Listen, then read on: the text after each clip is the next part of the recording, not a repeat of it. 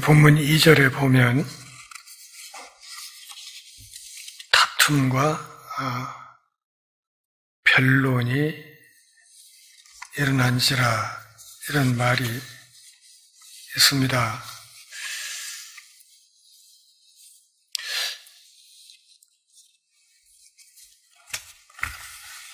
우리는 그 다툼이라는 것을 본질적으로 아주 나쁘게 보는 경향이 있습니다. 그래서 어떤 문제를 놓고 이렇게 논쟁을 하다 보면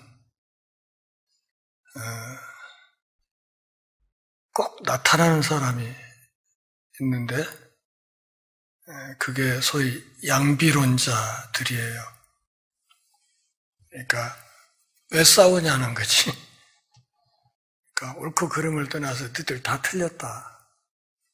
이렇게 해서 양쪽을 다 싸잡아서 비난하고 나서는 사람들이 꼭 있습니다. 제가 제일 싫어하는 사람들이고 또 제일 기분 나빠하는 사람들이 바로 이 양비론자들입니다. 가만히 지켜보고 있다가 늦지막하게 나타나서 양쪽을 다 비난하면서 아주 가볍게 자신의 의로움을 쉽게 쟁취하는 이런 기회주의자들이 꼭 있습니다. 예수님은 우리에게 뭐라고 하셨나요? 예, 아니요 하라. Yes be yes, no no. 그러니까 옳은 건 옳다. 그런 건 그러다 하라. 그렇게 분명히 말씀하셨음에도 그런 식의 양비론을 펼치면서 개혁을 가로막는 그런 사람들이 꼭 있습니다. 그것으로 인해서 교회가 힘을 얻지 못하고 계속해서 교회의 어두움을 걷어내지 못하는 그런 일들이 있지요. 진리를 향한 투쟁, 이것은 쉽게 양보할 수 없는 문제라는 사실을 기억하면서 오늘 이 말씀을 좀 살펴보면 좋겠습니다. 본문에 들어가기에 앞서서 갈라디아서 2장을 좀 보겠습니다. 제가 가진 성경은 신약 성경 303페이지 쪽입니다. 갈라디아서 2장 1절부터 16절까지 다 읽으면 좋겠지만 시간 없으니까 우선 7절, 8절, 9절 한번 같이 읽어보겠습니다. 2장 7절부터 도리어 그들은 내가 무할례자에게 복음 전함을 맡은 것이 베드로가 할례자에게 맡음과 같은 것을 보았고 베드로에게 역사하사 그를 할례자의 사도로 삼으신 이가 또한 내게 역사하사 나를 이방인의 사도로 삼으셨느니라. 또 기둥같이 여기는 야고보와 게바와 요한도 내게 주신 은혜를 알므로 나와 바나바에게 친교의 악수를 하였으니 우리는 이방인에게로 그들은 할례자에게로 가게 하려 함이라. 자, 11절부터 16절까지 교독하겠습니다. 제가 한 절 읽고요. 게바가 안디옥에 이르렀을 때 책망받을 일이 있기로 내가 그를 대면하여 책망하였노라.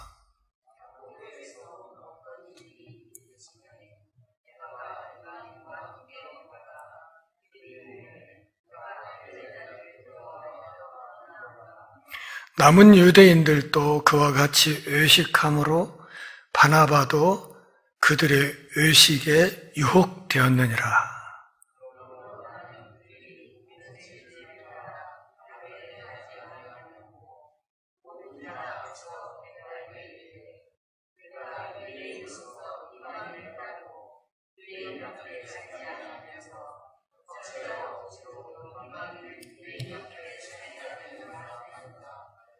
우리는 본래 유대인이요 이방 죄인이 아니로되, 다 같이.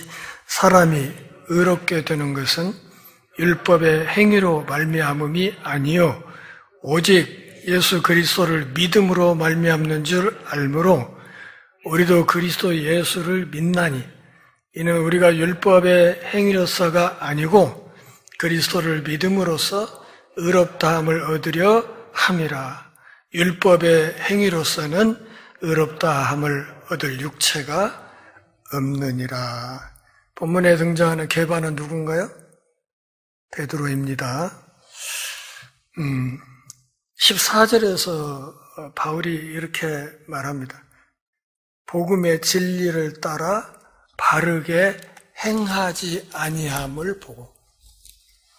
이 말은 무슨 말인가 하면, 복음의 진리를 알았다면 어떻게 해야 된다? 그대로 행해야 된다, 그런 말. 그러니까 그 복음의 진리를 따라서 살아야 된다, 그런 말이에요. 알고 있는 그 복음에 관한 지식 따로, 행함 따로 이렇게 가면 안 된다. 이것이 엇박자가 나면 안 된다.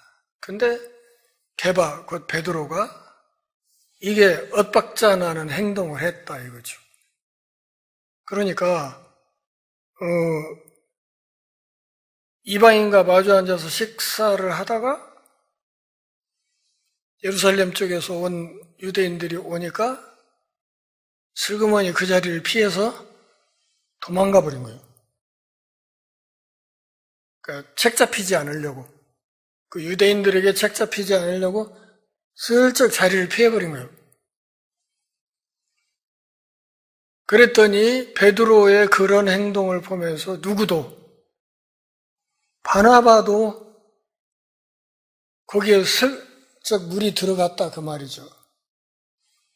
그래서 베드로를 향해서 바울이 공개적으로 비판하고 책망했다는 이야기예요. 당신 그렇게 살면 안 된다. 복음의 진리를 알면 그 진리에 맞춰서 행동을 해야지. 복음의 진리를 아는 사람, 예수 그리스도의 은혜로 그를 믿는 믿음으로 구원을 받는다고 아는 사람이 거기에 따라서 행동하지 않는 이 이중성을 보이면 되냐 말이야. 당신 그런 행동 때문에 바나바도 지금 이상하게 됐지 않느냐? 이렇게 책망을 했다. 자, 여러분 잘 생각해 보세요. 베드로하고 사도 바울하고 그 사도로서의 자격을 말하면 누가 더 우위에 있어요? 당연히 베드로죠. 왜냐하면 베드로는 예수님의 공생의 기간에 함께 움직였던 사람이니까요. 사도 바울은 예수님의 공생의 기간에는 함께 한 적이 없어요. 그저 다메섹으로 가는 길에서 부활하신 주님을 만났을 뿐이지 공생의 기간에는 전혀, 보통 사도의 자격이라 하면 예수님의 공생의 기간에 함께 했던 사람, 그분의 십자가의 죽음을 보았던 사람, 그리고 부활을 보았던 증인, 이런 자격을 갖춰야 사도가 된다고 했었거든요. 그래서 사도 바울의 사도권이 항시 문제가 됐던 거예요. 저게 진짜 사도야? 이런 거죠. 그런데 사도 바울이 예수님과 공생의 기간을 함께 지냈던 베드로를 향해서 그냥 속된 말로 눈알이 쏙 빠지게 혼내버렸다 그 말이죠. 당신 왜 그렇게 사냐? 그러면 안 돼. 예수를 믿는 믿음으로 구원을 얻는다고 하면 이방인과의 교제가 뭐가 어때서 그렇게 겁을 먹고 도망갔냐?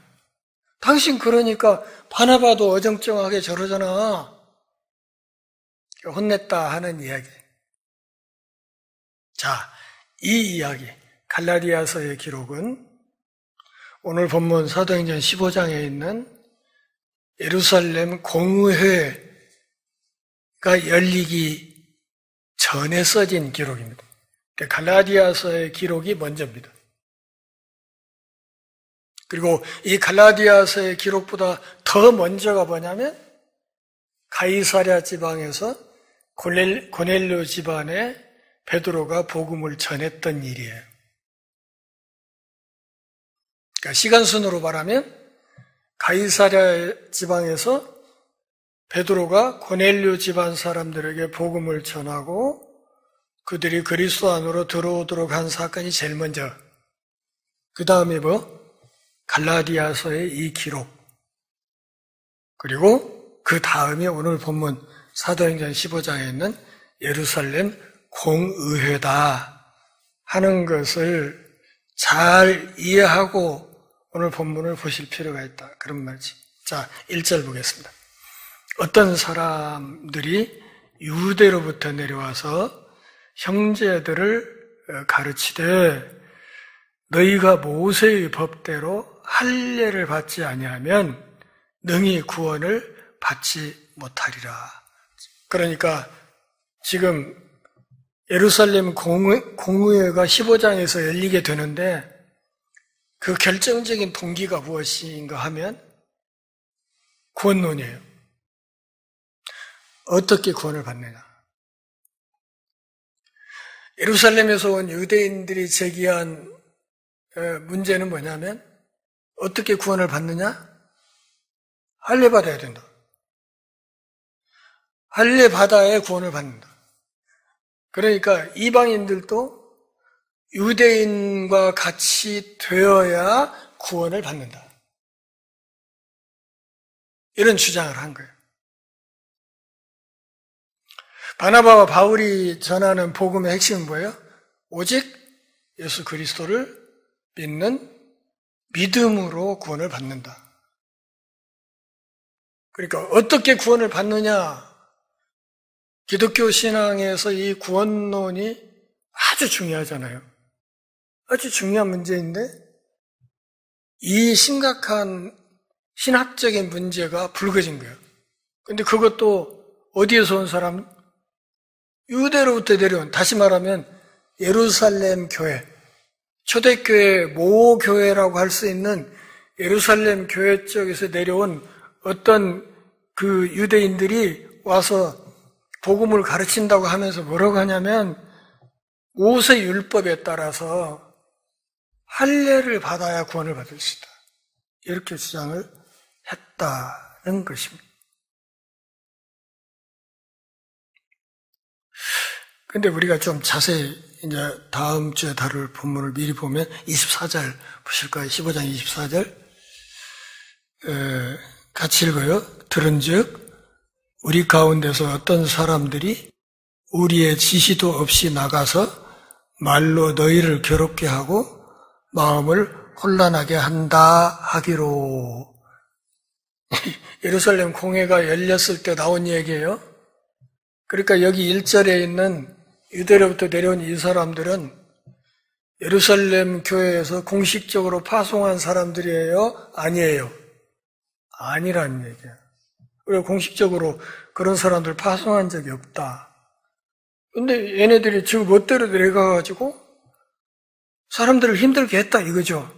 지금 그 얘기를 하는 거예요, 이 도중에. 그래서 어쨌든 안디옥 교회 쪽에 있는 사람들은 그래도 예루살렘 교회 쪽에서 온 사람들이니까 그냥 기본적으로 50% 딱 숙이고 들어간 거예요. 딴 데도 아닌 모교회인 예루살렘 교회에서 온 사람들이 저렇게 이야기를 하는데 이렇게 말하니까 그냥 껍벅 죽어버린 것이죠. 이게 문제가 생겼어요, 교회 안에. 구원론에 심각한 문제가 생긴 거예요. 바울과 바나바는 예수 믿음으로 구원 얻는다 계속 그렇게 여지껏 전도를 하고 다녔는데 갑자기 엉뚱한 사람들이 와가지고 전혀 다른 구원론을 제시한단 말이에요.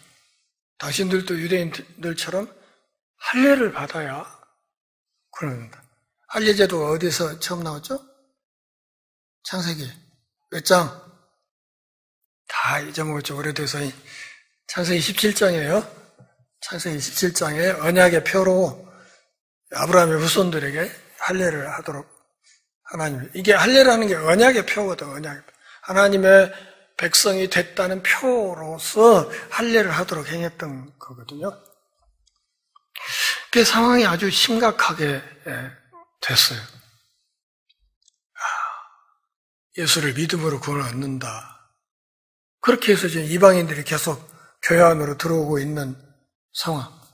또 지금 안디옥 교회에 와서 그동안의 1차 선교 여행의 결과를 보고했고, 그래서 교회가 정말 기뻐했고 그냥 즐겁게 잔치라도 할 만한 그런 분위기 속에서 갑자기 초치는 이야기가 나온 거예요. 그것도 예루살렘 교회에서 왔다는 사람들이 뭔 소리야? 할례, 모세 법대로 할례 받아야 구원 얻는 거요. 이렇게 해서 이야기를 하니까 이 심각한 문제가 생긴 거란 말이에요. 그러니까 잔치집에 와서 지금 초를 친 거예요. 그 좋은 분위기에 와서 아니, 그건 그렇게 되는 거 아니고 모세 율법 따라서 할례 받아야 되는 거야. 이렇게 이야기를 한 겁니다. 이 사람들의 말빨이 먹히게 된 중요한 이유가 제가 뭐라고 그랬어요? 예루살렘 모교회에서 왔다. 지금 우리 교회가 지금 목사님 청빙 작업을 하고 있는데 이 신학 박사라고 하면 껍벅 죽는 경향들이 있어가지고 그냥 그런데 그거 그렇게 중요하게 생각하면 안 됩니다. 왜냐하면 신학 박사 중에 예수 안 믿는 사람 상당히 많아요. 그러니까 학술적으로 성경을 학술적 연구 대상으로 알고 어느 한 부분 연구해서 논문 통과되었고 학위는 받았는데 예수는 안 믿는 사람들이 있거든요. 또 신학교 교수라고 해서 무조건 설교를 잘할 거라 천만의 말씀이에요. 아무 상관없는 거예요. 그런데 그 쓸데없는 어떤 그 명함이나 이력에 그냥 50% 죽고 들어가는 그런 경우가 너무 많아요. 그러지 않았으면 좋겠어요. 어쨌든 이게 문제가 됐어요. 모교인 예루살렘 교회에서 왔다고 하니까 문제가 붙었어요. 그래서 2절을 보면 바울 및 바나바와 그들 사이에 적지 아니한 다툼과 변론이 일어났다. 누가는 적지 아니한이라는 말을 여기에 덧붙여 놓고 다툼과 변론이라는 말을 또 썼어요.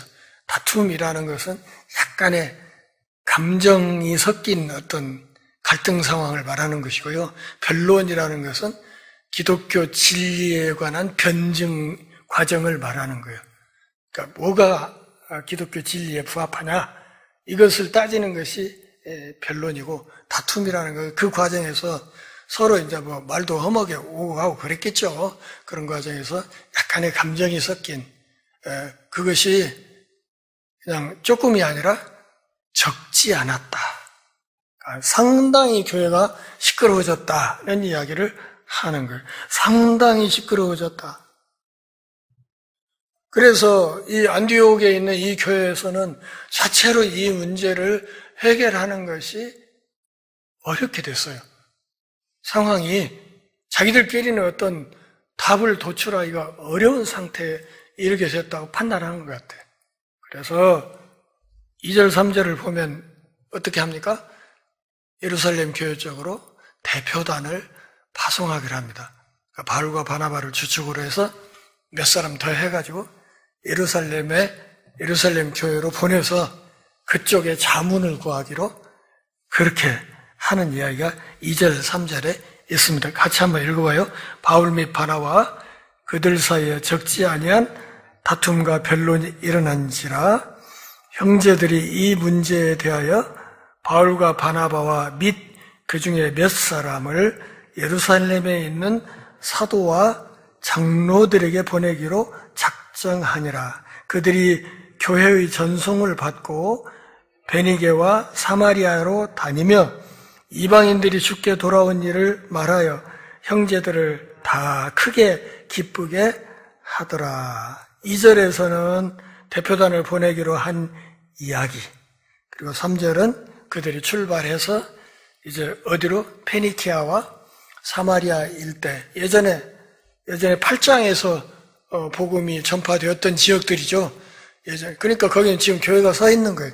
그러니까 교회가 세워진 지역을 둘러보면서 예루살렘으로 향해 갔다, 그런 이야기예요. 다니면서 또 어떤 정보를 공유해서요, 이방인들이 죽게 돌아온 이것을 말하니까 그곳에 있는 그 페니키아와 사마리아에 있는 교회 형제들이 다 크게 기뻐했다. 하나님의 은혜가 크군요, 이렇게 얘기했다는 거예요. 자기들이 다니면서 이방인들에게 전도했고 전도의 열매가 풍성하게 맺힌 것을 이야기를 하니까 그쪽 교회 사람들이 다 기뻐했다, 그런 얘기예요. 그 복음을 전한 이야기를 할 때 그 과정에 일어났던 기적만 얘기했겠어요? 바울이 돌에 맞아가고 죽다 살아난 얘기도 했겠죠. 그러니까 기적도 이야기를 하고 핍박받았던 이야기도 이야기를 하고 전체적으로 이야기를 하면서, 그럼에도 하나님의 은혜로 이런 열매들이 많이 맺혔다, 이렇게 이야기를 하니까 그곳에 있는 성도들이 다 크게 기뻐했다. 크게 기뻐했단 말이에요. 무슨 말이에요? 겁나게 기뻐했단 말이에요. 겁나게. 오지게 기뻐했다, 그런 얘기예요. 지금 중요한 논제가 무엇인가 하면 율법이냐 그리스도냐, 이거예요. 이게 심각한 문제거든요. 율법이 뭐예요? 본질이 예수님의 그림자죠. 예수님은 메시아의 실체고, 율법은 사진이죠. 사진. 예수님은 실물이고. 그러니까 이 사진을 보고 믿어야 되느냐, 실체를 보고 믿어야 되느냐 하는 심각한 구원론적인 문제가 생긴 거예요.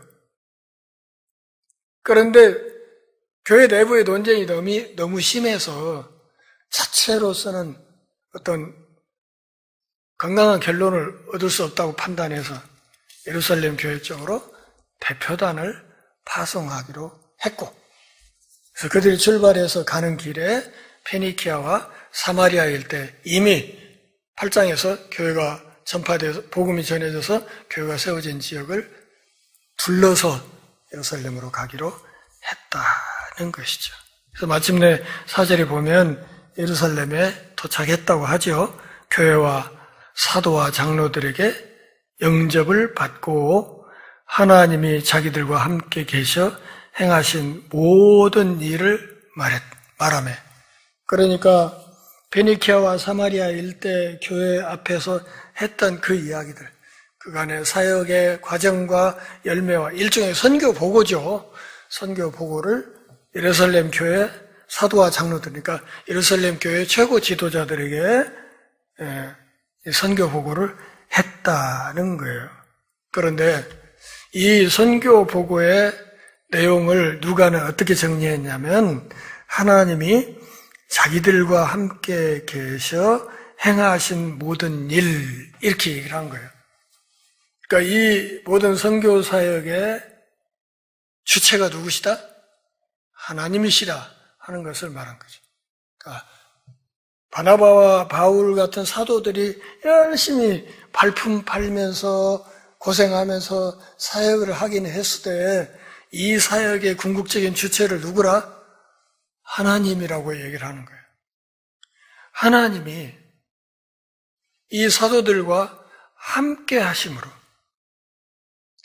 특별히 성령 하나님이 동행하심으로 하나님께서 각 지역에 친히 행하신 모든 일을 말을 했다. 선교사역의 결과를 보고했다. 그러니까 이방인 선교사역이 전적으로 하나님의 주권 아래에서 이루어졌다, 그 얘기를 하는 거예요. 이방인 선교사역이 전적으로 하나님의 주권 아래에서 이루어졌다. 그러면 예루살렘 교회 쪽에 복음이 확실하게 된 것은 누구 때문에? 거기 역시도 하나님의 주권 아래서 출발점이 어디? 오순절 성령 강림이었잖아요. 오순절 성령 강림이 하나님의 주도권을 쥐고 거기 모였던 하나님의 백성들에게 임하신 사건, 그로 인해서 교회가 일어서게 됐기 때문에 유대인 지역에서와 마찬가지로 이방인 지역에서도 하나님이 주도하심으로 이 선교 사역이 이루어졌다, 이렇게 이야기를 한 거예요. 그러니까 전적으로 바울과 바나바는 자기들의 위치는 무엇이다? 하나님의 종이고 하나님의 도구다, 이렇게 이야기를 하는 거예요. 우리가 글을 잘 써서, 우리가 말을 잘해서, 우리가 열심히 있어서 그렇게 했다는 게 아니라 이 모든 일의 처음과 과정과 그 끝에 우리 하나님의 주도하시는 은혜가 있었다, 이렇게 이야기를 한 거예요.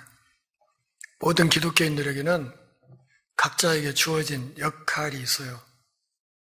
그리고 그 역할을 잘하면 모든 사람이 다 하나님으로부터 착하고 충성된 종이라고 칭찬을 들을 수 있어요. 목사라고 해서 프리미엄이 있는 거 아니에요. 오히려 나중에 책임 추궁을 더 많이 당해야 될 사람이 저 같은 사람이에요. 책임이 많으면 그만큼 따질 일이 많아지게 되지 않겠어요? 그래서 우스운 얘기로 그랬다고 하잖아요. 천국에서 어느 날 예수님이 야들아 다 일어서라 그러더니 크게 박수를 쳐라 그러더래. 이유도 모르고 크게 박수를 쳤지. 박수를 치고 나서 생각하니까 도대체 뭐 때문에 박수를 쳤는가 궁금해. 그래서 예수님께 물었어요. 근데 예수님 뭐 때문에 박수 치라고 하셨어요? 오늘 모처럼 목사가 하나 들어왔다.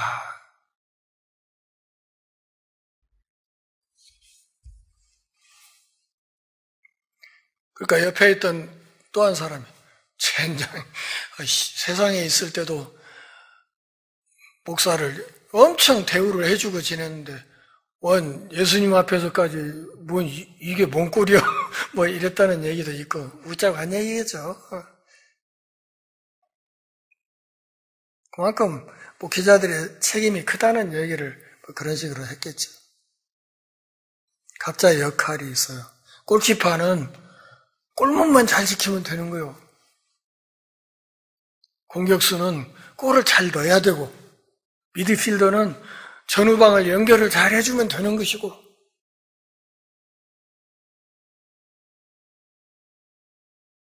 취사병으로 3년간 삽들고 쌀만 해치다 와도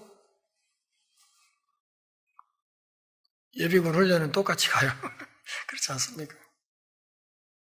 왜냐하면 취사병이 밥을 잘해서 잘 병사들을 먹이지 못하면 어떻게 전쟁을 제대로 하겠어요? 못하지. 그러니까 일선에서 총 들고 싸우는 사람만큼 취사병도 중요하단 말이에요. 그랬는데 또 예루살렘 교회 안에서도 또 안디옥 교회처럼 또 시비가 붙어 5절 같이 봐요. 바리새파 중에 어떤 믿는 사람들이 일어나 말하되 이방인에게 할례를 행하고 모세의 율법을 지키라 명하는 것이 마땅하다 하니라. 자, 4절에서 이방인 선교 사역 보고를 했죠. 분위기가 좋아지는 이런 상황에서 또 초치는 이야기가 나온 거예요. 근데 누가는 이 반발하는 사람을 어떻게 소개했어요? 바리새파 중에 어떤 믿는 사람. 그러니까 예수를 믿어요, 안 믿어요? 믿긴 믿어.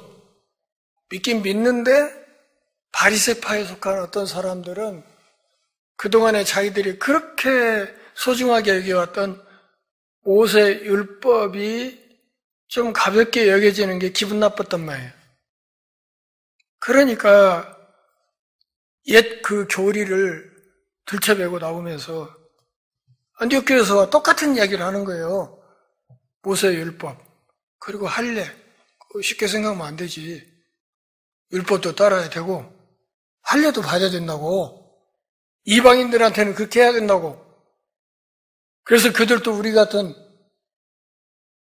유대인의 모양을 갖춰서 신앙생활을 해야지. 그래야 우리가 함께 그들과 그냥 터놓고 교제를 할 수 있지. 그게 안 된 상태에서는 찜찜해서 되겠어요? 이렇게 된 것이죠.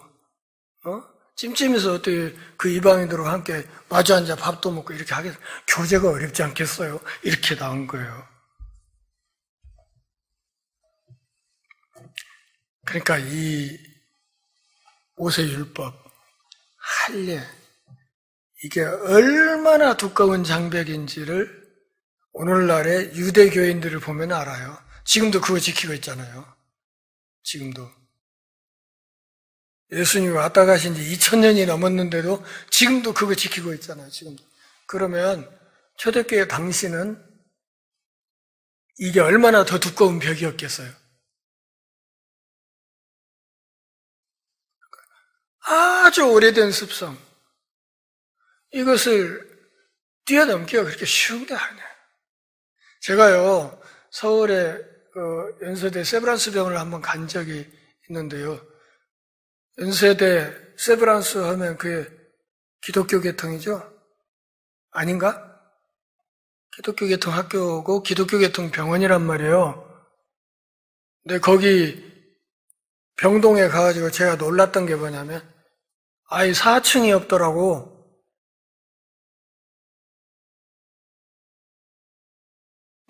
우리나라 사람들 사자 하면 뭐 죽을 사자하고 뭐 연관된다 그래갖고 그 싫어하잖아요. 근데 명색이 기독교 전통 위에 세워진 병원에 건물에 4층이 없더라니까. 그래서 좀 놀란 적이 있어요. 할례를 행해야 된다. 모세 율법도 지켜야 된다. 이렇게 나오니까 이제 예루살렘 교회 지도자들이 모였어요. 6절 사도와 장로들이 이 일을 의논하려 모였다. 공회를 소집한 것이죠. 우리식으로 말하면 공동회를 소집한 겁니다. 앞에 5절에서도 어떤 믿는 사람들이 일어나 말하되 이걸로 봐서 거기도 일종의 어떤 회의가 소집이 됐던 것으로 보여요. 근데 이것은 정식 공동회는 아니고 그냥 논의하기 위해서 사람들이 모여든 것으로 생각이 됩니다. 일단 공회를 소집했어요. 소집해서 7절에 보면 많은 변론이 있었다. 그래. 많은 변론이 있은 뒤에 베드로가 일어나서 말하되, 자, 이 상황에서 한번 잘 생각을 해보세요. 베드로는 유대인이죠. 그러면 할례 받고 모세 율법을 지켜야 된다고 주장했던 이 바리새파 사람들이 생각할 때 베드로가 손들고 언권 주세요 해가지고 마이크 앞에 딱 설 때 이 사람들 기대는 어땠을까요? 기대는 옳거니 베드로가 우리 편을 확실하게 들어서 갈래를 잘 타주겠지 이렇게 기대를 했을 거 아니에요. 그렇지 않습니까?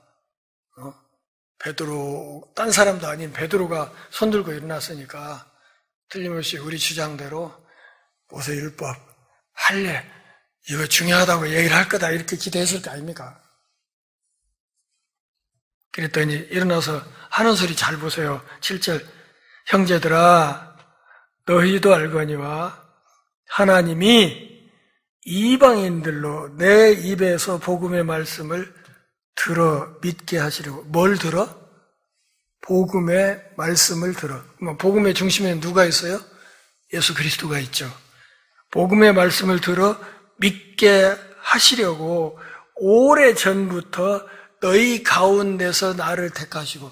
무슨 말인가 하면 베드로가 가이사랴 지방으로 갈 때 자기 멋대로 간 게 아니라 예루살렘 교회에서 택함을 받아서 보내졌다는 뜻이에요. 그죠? 내가 일방적으로 혼자 간 게 아니고 여러분들이 나를 거기 보냈잖아. 그 얘기를 하는 거예요. 여러분들이 나를 보내서 택해가지고 나를 보내서 내가 가서 복음을 전한 적이 있다는 얘기를 꺼내는 거예요. 10장에 있던 고넬료 집안의 그 개종 사건을 지금 이야기를 하는 거예요. 근데 고넬료 집안의 사람들이 예수를 믿게 된 것이 할례를 행하고 받은 거예요? 아니면 할례 없이 믿음으로 받은 거예요? 할례 없이 믿음으로 받은 거예요. 지금 그 얘기를 하는 거예요. 내가 여러분들이 나를 택해가지고 보냈을 때 내가 가이사랴에 가서 복음을 전했다.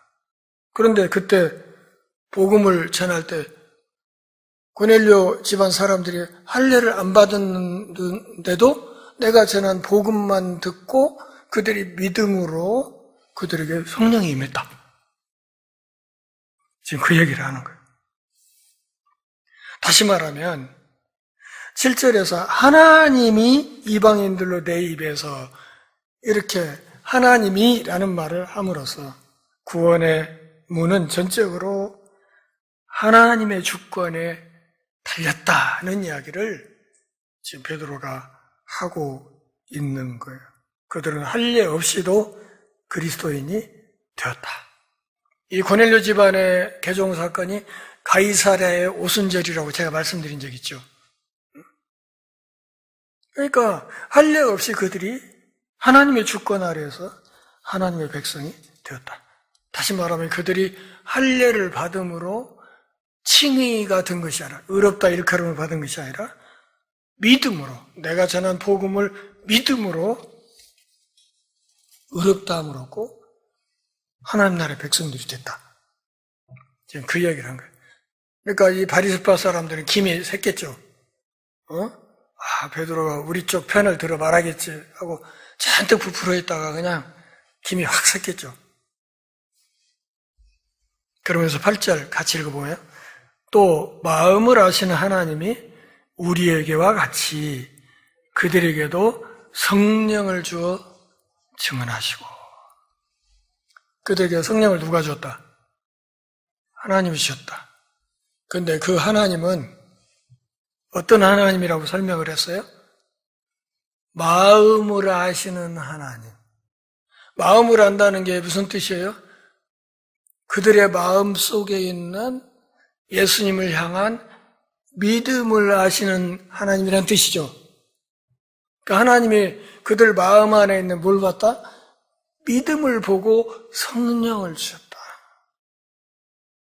좀 야하게 설명을 하면 하나님이 그들의 고추를 본 게 아니고 그들 마음속에 있는 예수님을 향한 믿음을 보았다. 할례가 고추에 뭔가를 하는 거잖아요. 그러니까 하나님이 그들의 고추를 본 게 아니고 그들 마음속에 있는 믿음을 보셨다. 그리고 성령을 주셨다. 이렇게 얘기를 해버린 거예요. 그러면서 믿음으로 또 그들의 마음을 깨끗이 하사 누가? 성령께서 그들이나 우리나 차별하지 아니하셨느니라. 그래서 차별 없이 이방인들도 마음 안에 있는 예수님을 향한 믿음으로 구원을 얻고 하나님이 그들 마음속에 성령을 부어주셨다. 그래서 우리가 유대인이나 이방인이나 차별 없이 하나님의 백성의 공동체 안에 들어오도록 하나님이 벽을 허물고 문을 열어주셨다. 그것이 가이사랴에서 내가 사역할 때 있었던 일이다. 이렇게 이야기를 하는 거예요. 자, 앞에 우리가 갈라디아서 2장 읽어봤죠? 그때 무슨 일이 있었다고 그랬어요? 베드로가 이중행보하다가 바울한테 된통 혼났다고 그랬잖아요. 그러면 그때 혼나면서 바울의 이 책망을 베드로가 달게 들었다는 뜻이죠. 아, 내가 틀렸구나. 바울의 저 말이 맞구나. 그랬으니까 이렇게 얘기를 한 거죠.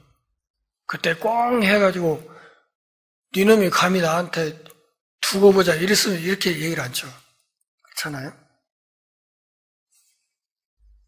그러니까 뭔가 잘못을 시인하고 자기가 하던 길을 바로잡고 하는 이것도 믿음이 있어야 가능하다 그런 말이에요. 믿음이 있어요.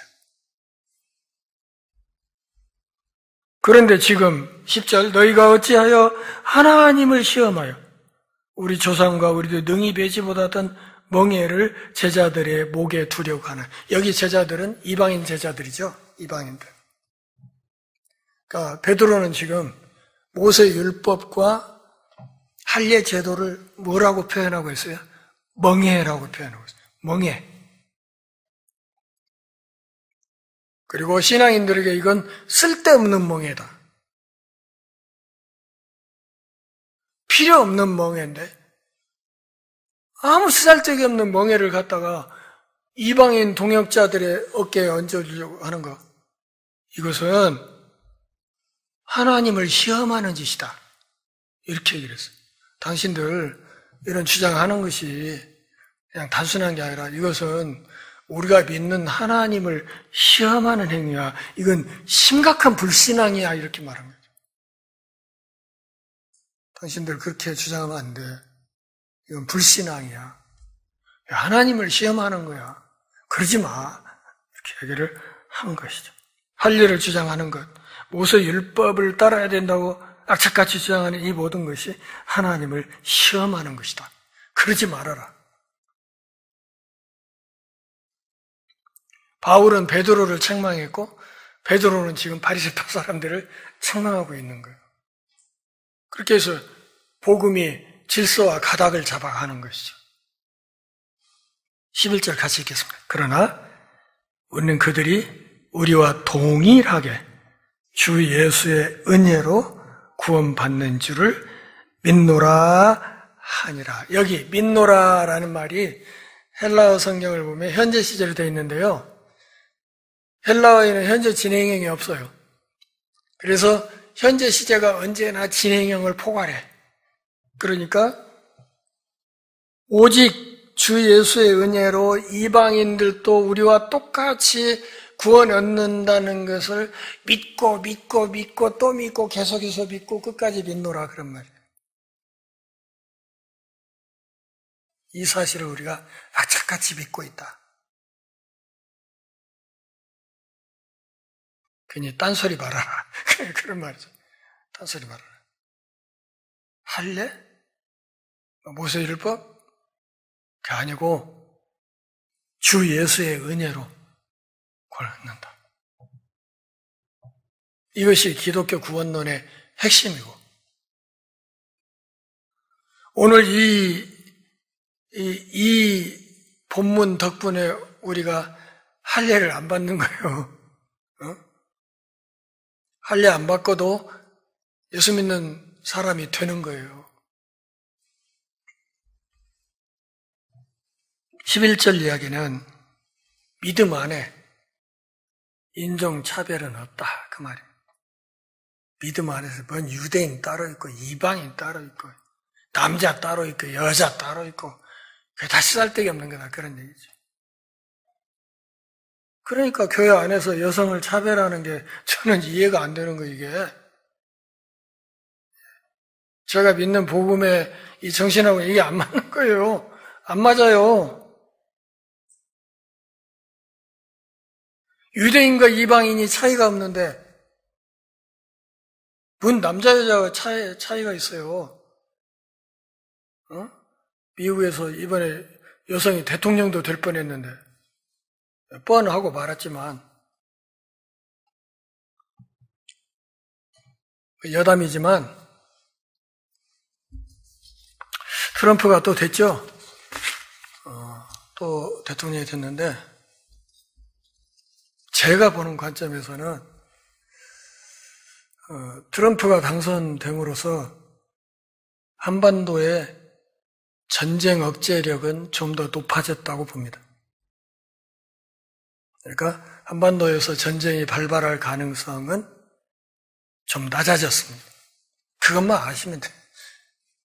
말고 나라와 민족을 위해서 계속 기도하시면 좋겠습니다.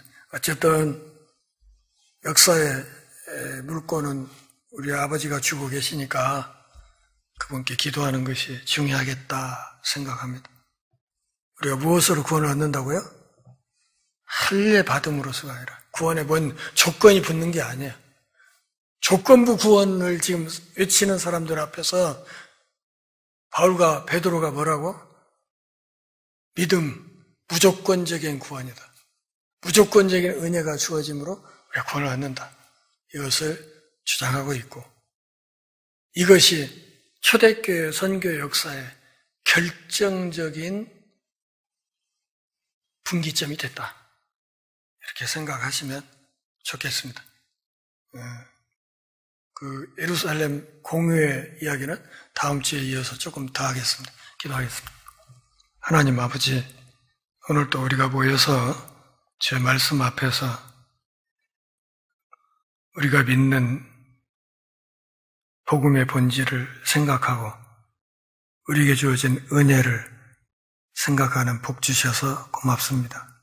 삶이 다하는 그날까지 오직 왕 되신 주님께 온전히 충성하는 신실한 하늘 백성들 다 되게 하옵소서. 예수님의 이름으로 기도합니다.